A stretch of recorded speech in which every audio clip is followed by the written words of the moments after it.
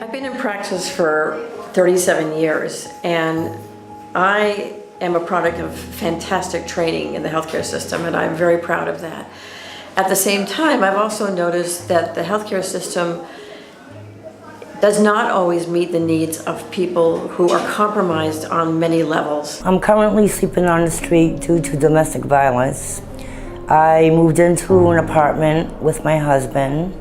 We went through a physical battle. He broke 2 glasses over my head, cut me with a knife. I never expected my mom to die of cancer. I never expected myself to be on the streets. But when I was on the streets, I got into a gang to survive on the streets. You know, the streets are rough and I had to survive, and I got into a gang, and then from there I got into drugs. I literally remember a woman being evaluated in the Brigham emergency room for chest pain who was being ruled out for a heart attack, and 2 o'clock came along and she bolted from the emergency room because they start lining up for beds at Pine Street Inn at 2:30 in the afternoon. And getting a bed for the night in the middle of the winter was a much higher priority for this person than another EKG, another set of enzymes, and then the possibility that they would be sent out anyway. When I first met Rosanna, it was just her, trying to understand the problems. And Rosanna's mastered that, and her team. They're very good with that. They have a deep understanding. There were all these things that I started to learn about what it was like to be homeless for women. It was a lot about safety and autonomy. They truly are afraid of seeking care other places. They've been shunned, they've been harassed, they've been humiliated. People are not kind to these women. I would never even think of having a doctor if it wasn't for this team, because they kind of all go together. We work as sort of a filter for non-emergent problems. We can nip the problem early in the bud before it develops into something that could be pretty serious. I went to the emergency all the time for my COPD because my lungs would close up on me. Now I don't have to, because I come here and I tell her, I think it's time. And right away she gets a machine out and I get a breathing treatment. We give people the time and the space to build trust with us because they don't necessarily have a permanent address or a mailing address or a phone that we can reach them. So we have to rely on the trust that we build that they will come back to us. Do you need some vitamins? Do you need some Band-Aids for your blister, whatever? And that begins a kind of interaction in which you can get a little more history, maybe if they're willing to divulge. Some people are very willing, some are not, and it takes a few visits. They all have compassion because they know that I'm a very private person and a hurting person. But I've grown, and it just makes me feel so enlightened within. I feel like a human being. But then you do finally get to some pretty serious issues. But it's just kind of the beauty of what we do, is that we have that opportunity to take that time to do it right. There is no billing code for sitting on the sidewalk having a cup of coffee with a homeless woman who is suffering with schizophrenia. I ran away from surgery. Yeah. It's terrifying. Cancer surgery's no joke. Well, I got escorted every time I ran away. They still took me back for more, and I finally got it done and saved my life.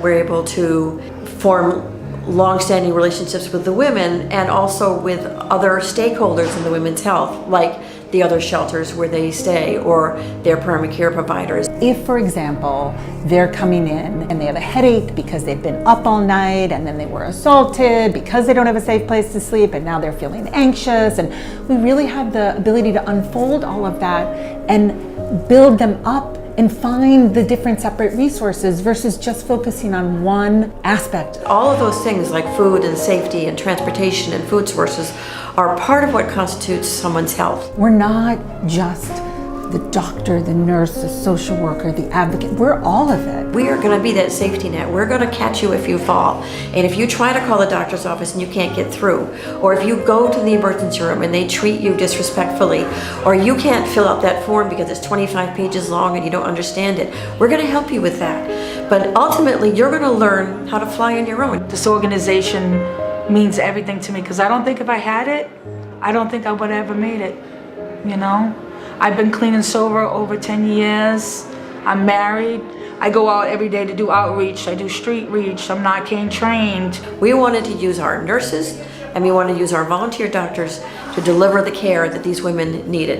And we've done that. For 20 years, we have been there on the front lines helping these women get the care they need. This is why I became a physician, to help these women with every aspect of what they need. I got everything that I needed with you, physically, mentally, emotionally, spiritually.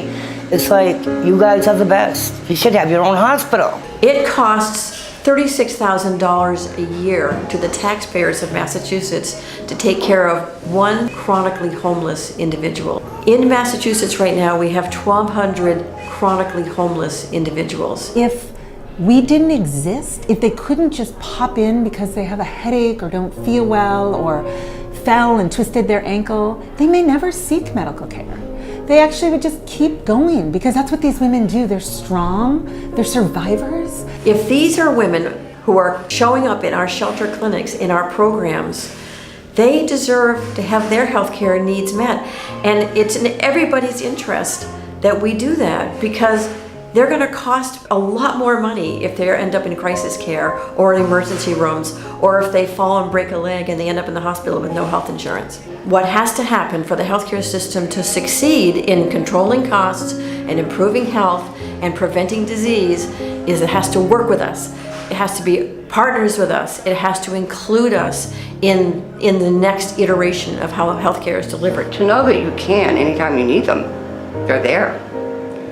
Because unfortunately, illness, you don't get to pick the time or the circumstances. And no matter what those are, Roseanne and her team, you can turn to them anytime. And I have for, 3 decades. So, I certainly know whereof I speak.